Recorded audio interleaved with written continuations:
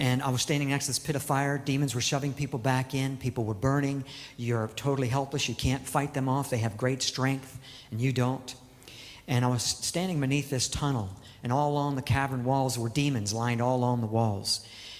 Twisted, deformed, grotesque. Some were only 2 and 3 feet tall. Some were 12 and 13 feet tall.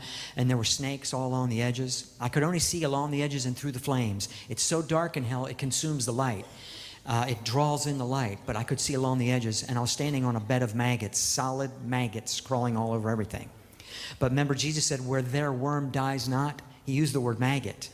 And he said, their worm. You have your own personal maggots people have crawling all over them. I know this is disgusting, but I just want you to get this picture so you understand and have the heart desire to want to witness to people and not see anybody go to this place. See, Isaiah 14:11 says, where the maggot will be spread under thee and the worm will cover thee. Again, it's the word maggot in the original. And if a dead animal's being eaten by maggots, I didn't know this, but if a dead animal's being eaten by maggots, when the flesh is consumed from the animal, the maggots die.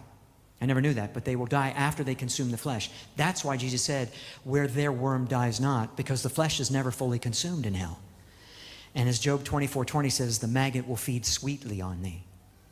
Is that disgusting enough? You're hungry, you never get to eat in hell, you experience hunger, thirst. Remember the rich man wanted 1 drop of water? If I was to give you a drop of water, that wouldn't suffice, would it? You wouldn't value 1 drop, but in hell you would. You do anything for just 1 drop of water, but you never get that drop.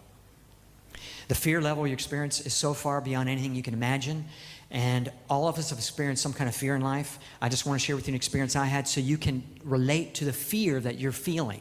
Because here we're sitting here, it's nice and calm, you're not getting this.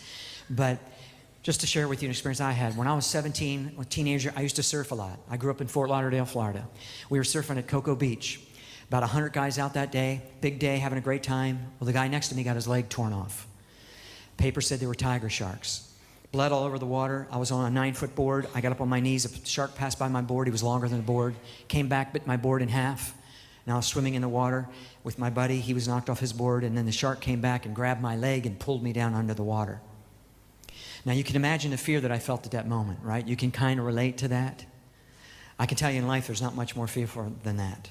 Well, that fear that I felt at that moment paled in comparison to what you feel in hell. Wouldn't even register.